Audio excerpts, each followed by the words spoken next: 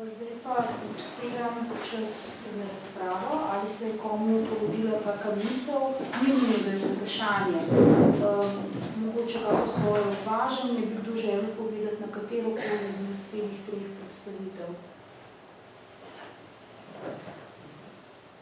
Jaz bi spoštovano predavateljico vprašal, kje ste se vi naučili te zakonitosti filmskega jezika in tehnike in tega, da lahko to prenašate? Ja, zdaj ena stvar, Kinoteka v zadnjih letih ogromno dela na tem področju zrasti gospod Šprah.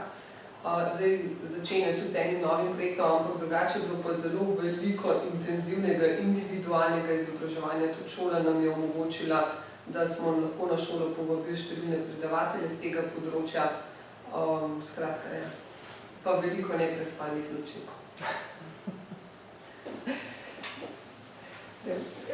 Obema pravzaprav, gospodov, mi boste oprostili, sem arheologinja, ja, pa ne poznam vseh zgodovinarjev. Hvala lepa, se mi je zdela zelo zanimiva analiza in tudi en fajn pristop, ne? Ker jaz sem začela svoje kariero, če lahko rečem, pravzaprav s poučevanjem zgodovine na gimnaziji v Kamniku in se še zelo dobro spomnim, to je bilo 76, 77, ja, že več nazaj, 78, ne? Ker je bilo seveda zelo pomembno, kako si na ta svet gledal in si bil ali nisi bil učlanjen, ne? In rekel, da je zelo dobro, da pravzaprav poznamo in da lahko tudi primerjamo, ne? Na nekem primeru kajti pogled od zunaj je seveda mnogo bolj relevanten ali pa mogoče nam bolj odpre oči, ko vidimo vzhodno Nemčijo, potem seveda spoznamo tudi naše stvari, če so odkrite in če so raziskane. Zdaj zelo fajn primerjava in kaj se mi je zdelo prav fajn vas poslušati. Ja.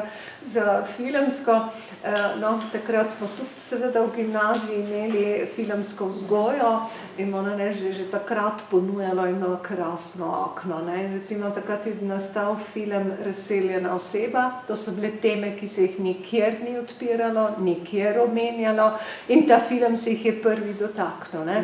Moram reči, da je bilo izredno dragoceno in da v gimnaziji so seveda točno tisti odprtost, ne. Posebej tisti fantje so problematični, ki jih je težko postaviti tudi kalup, kar po naravi moški ni mogoče narediti. Če naredite, jih pa itak uničite kot moške. Ja, psihologija, ne, jasno.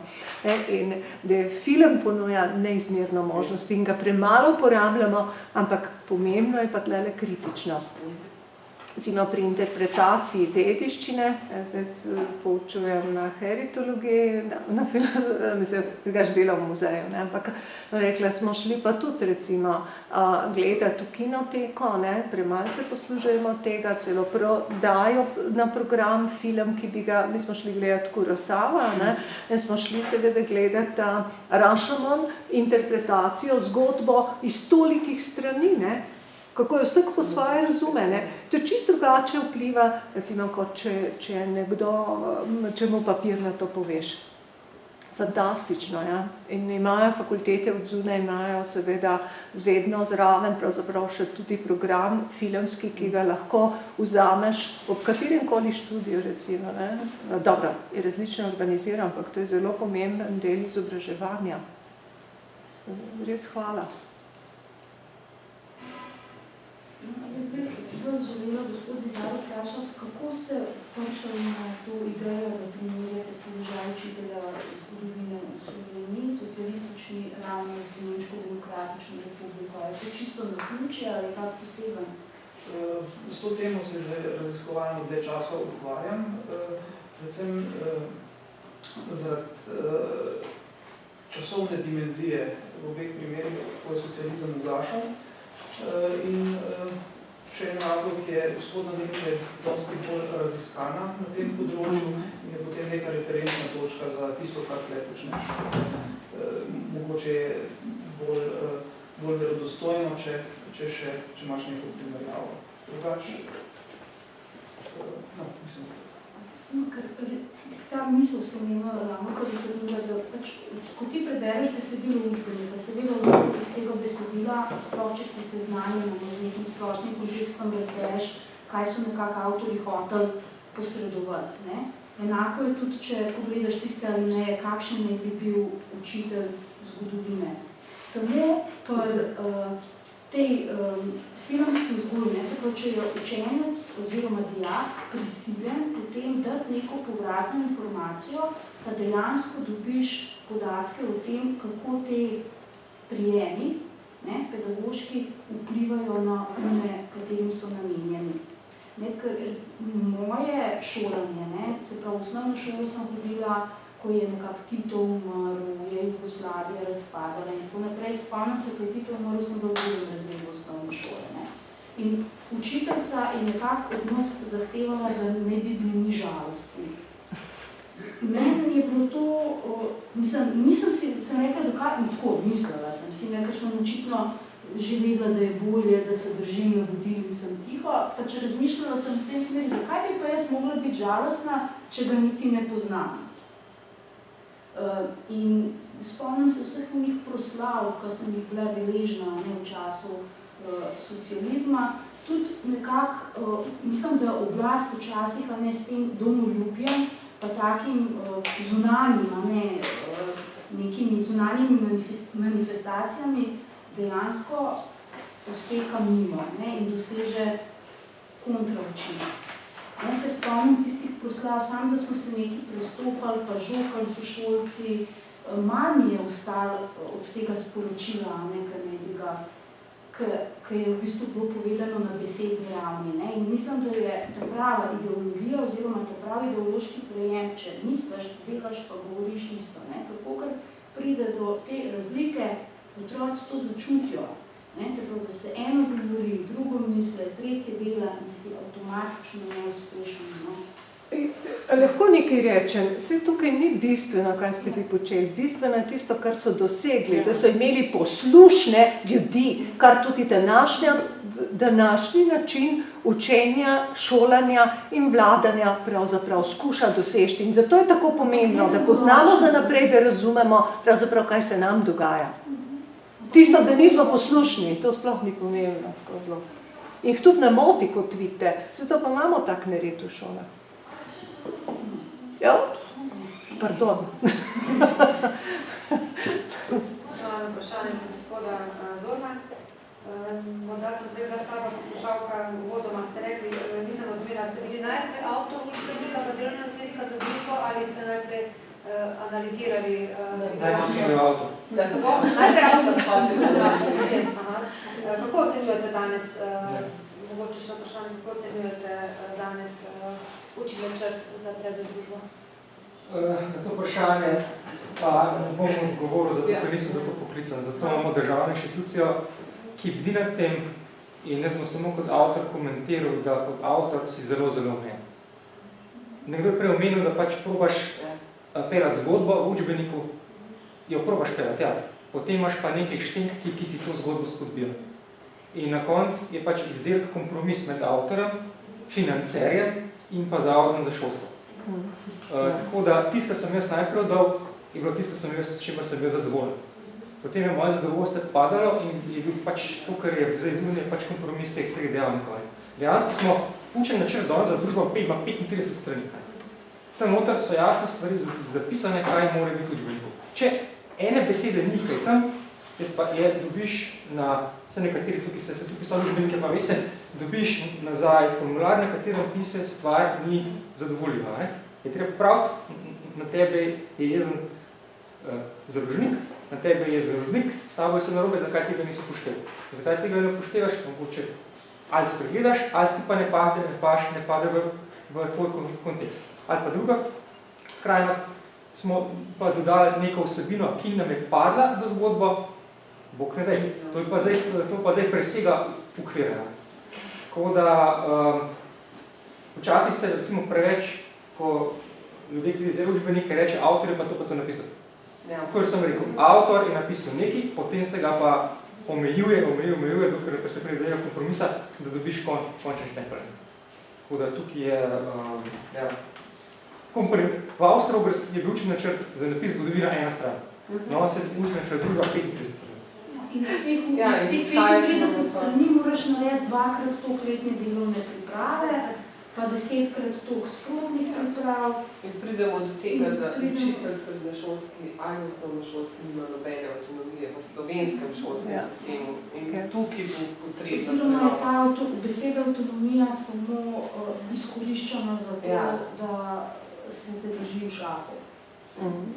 Ker recimo jaz vse to, kar delam, moram krvavo potem delati, da te stvari noter prinesem.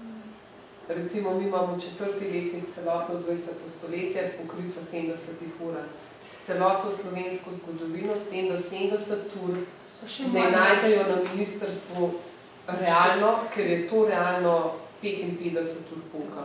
Realno gledano, ker četrtošolci prej zaključijo, potem moraš imeti še obvezna pisna preverjanja, da ne govorimo o ustnem preverjanju. In če bi želel tega zagotaviti na način, kot ga želijo, dejansko prideš pod 50 urami in moraš predelati snov od leta 1914 do terorizma. No, če primerjate potem učenje še mednarodnega programa, a ne Ja. Jaz učim v mednarodni šoli in tam imam pa avtonomijo. No, pa tudi fond tudi je večji. Mednarodna matura nima te avtonomije v tolikšni meri, ker so vsebine pripisane, ker je vse namenjeno mednarodni diplomi, skratka je na koncu eksterni izpit.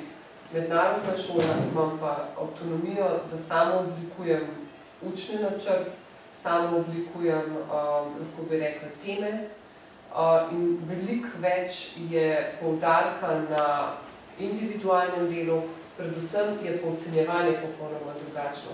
Tam imamo 4 kriterije za ocenjevanje: knowing and understanding, investigating, communicating, pa thinking critically. Zdaj ga pa dajmo slovenski šolski sistem 1 do 5, pa točke, pa procenti. Pa vse vemo. Skratka, svoje gimnazijske dijake bi rada preselila v sistem mednarodne šole. Pa sej, vam to največ kar zelo dobro uspeva. Ja, zato to avtonomijo zagotovo imate. Nisem en razred, pa ne samo ena šola. Problem je to, da ti ljudje so naši bodoči izobraženci, da nimajo temeljnega vedenja, teh vrednot, kar je pomembno, kar ste s filmom jim pokazali. Problem fašizma je danes tako aktualen kot nikoli. Jaz sem vam neizmerno hvaležna, da ste te 3 teme dali v eno panelno srečanje, ker v bistvu omogočajo neko nadgradnjo in en res hud razmislek. Časi se spreminjajo, ampak v čem?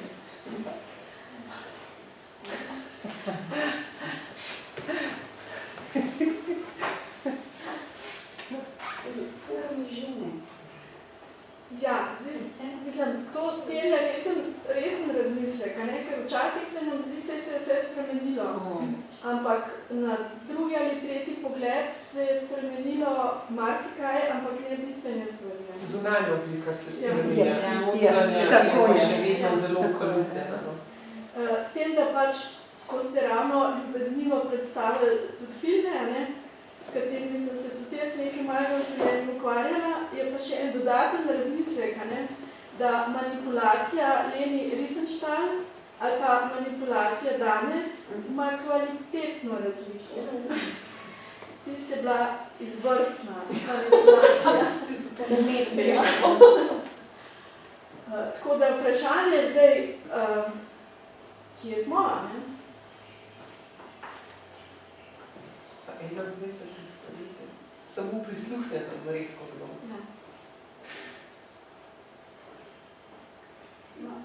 Jaz sem se tudi tako spraševala, se pa domoljubje ne bi bila tista nek skrit kurikulum, za temi predmeti družba, zemljepis, zgodovina in tako naprej. Pa se sprašuješ, ali to recimo domoljubje kakšne vrste? Domoljubje do kje? Ali je to nujno nekaj slabega? Ali je to nekaj dobrega, a priori? Vse te stvari se učitelj tako zastavlja, če razmišlja seveda o svojem delu, sploh vizavi teh zahtev, zdaj namreč v šolah moramo spet organizirati obvezne proslave ob dnevu samostojnosti in enotnosti, ob dnevu državnosti, ob kulturnem prazniku in tako naprej. In si res tako neprestano nekaj žongliraš, se sprašuješ, sprašuješ, ali si na pravi poti in je včasih res pač izredno težko.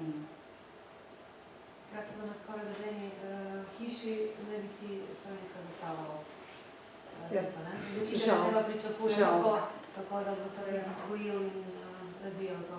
Predvsem mora biti pa pazljiv pri Tako razvijanju tudi. za en stavek in zapisan tako, da se ga da interpretirati s 3 zornih kotov. No, ker mislim, vse je na nek način logično, ne? Ti moraš imeti rad sebe, da imaš lahko rad druge. In na nek način je logično ne spoznavanje lastne domovine, svoje kulture, ne cenjenje le tega in tako naprej. Ne? Ampak pa tisto pravo mero najdete med tem, recimo, samo poveličevanjem, pa tem, da otroku recimo pomagaš razviti se v nekega humanega, no, humano osebnost. Ko mu razvijamo, da se ima samo sebe rad, pa nikogar drugega več bolj sebe, ne? No, mislim, meni je to že a priori težko, ker se pišem ta vitijam, ne, in pol nekako ne bi... Ne morem biti vedno samo slovenski narod in noši, ali pa je podobno. Dam en primer, kako je, kakšne filtre imamo, ne, ko pišemo dikcije za učbenike. Zdaj prej sem omenil pač drugo sestavljanje iz to 3 delnosti, pač en od recenzentov je bil tudi iz področja sociologije, ne, in tudi smo pač napisali, da pri bontonu, ne, grdo vedenje, Bog ne ve. Grdo vedenja ni, je primerno vedenje. Tako da je treba dejansko, tukaj ste vi rekli, dopaziti terminološko, kako se stvari Ja, sam to spet nek tak leporek, novorek, ne, ti pa ne moreš otroka vzgajati, če stvar ne poimenuješ tako, kot je v resnici, ne. In pravzaprav ne, se zdaj od nas pričakuje, da smo tam neki paragrafi na 2 nogah, ki se korektno izražamo, se nikoli ne razburno, sam potem nismo ljudje. In kako, če ti nisi človek, kako boš potem otroka vzgojil v to, da je človek? Z vzgledom. Ja. Ja, to je edini način. Tudi si vedno pošterkam po politikom. To je bilo v hecu, mislim, te uradni dokumenti hočejo zgled. Tudi učitelj ima pravico biti jezen, in si ima pravico razjeziti, in ima pravico povedati svoje mnenje. Vse to je zgled, in se tudi je življenje. Ama pravica. Prosim? Ama to pravica. Seveda. Če si je vzelo velučno črtno omejuje. Ne omejuje. Omejuje potem nadzorne Imaš institucije. pravico, dokler te pride en starš v šoli. No, se to sprašujem, če ima učitelj to Tukaj mislim, pravico. da bo pa vodstvo šole potem tisto. No, se to sprašujem. Do kje se je ta pravica? Ampak v končni fazi je še zmeri verjamem v ta šolski sistem in verjamem tudi v starše in v zdravo pamet. Tako da na nek način, če se jim za zgled in da ti kot profesor temu tudi slediš, tudi konec koncev, jaz v vseh letih nisem imela še nikoli težav, ne starši, ne z dijaki. Jim rekla, da imate srečo, ker ste na takšni šoli. In ja, drugje bi pa mogoče drugače, no, po mojem. To je prepomembno. Jaz ne bom rekla, da verjetno tam tudi uspevali. Samo verjetno bi se srečevali s težjimi situacijami, ker vi imate verjetno še starše, podpornike v vašem delu. Mi imamo zelo zahtevne starše. Ja, zahtevne, ampak verjetno znajo razmišljati pozitivno pa v tej smeri. A ne? Večina. Večina. V kakšni drugi šoli, ne? Yes. Tudi srednji mogoče, ne? Je pa verjetno situacija drugačna, ne? Sam so tudi pač zračne ne zračne Ljubljančani so zelo naporni, gospa. Verjetno bi Zahteva drugačna, starši so pa tudi zahtevne. Ljubljančani so zelo naporni. To je moja izkušnja z muzeja, recimo, ko dobimo iz Ljubljane, je vedno veliko več smisla Ljubljana, je smisla gimnazijo in pa mednarodno šolanje. To so cilji in interesi. Ne. Zdaj tukaj ne smete pa mednarodna šola, pa ima dijake, to so tujci, to so tuji državljani, ki pač plačujejo šolnino, morajo zadostiti zahtevam in tam noter imamo pa dejansko to, kar vi razlagate. Vse. To so pa različno učno sposobni dijaki, različna starost, recimo jaz trenutno v 1. letniku, imam dijake od 13. do 16. leta, z različnih držav, z različnim predznanjem. In tam dejansko pa moraš manevrirati, da nekoga ne užalaš, ko recimo govoriš o Stalinu, imaš pol razreda mogoče rusko govorečega, pa zraven enega Ukrajinca, da potem, ko obravnavaš Kitajsko, da poveš stvari. Ampak v končni fazi, nažalost, moramo tudi pri obravnavi slovenske zgodovine biti glasno previdni, ko govorimo o partizanih in domobrancih 50 let, 60 kasneje. To je poklica. Samo čarobne palčke. No, še ena minuta nam je ostala. A da to še sledi. Drugače se vam zahvaljujem.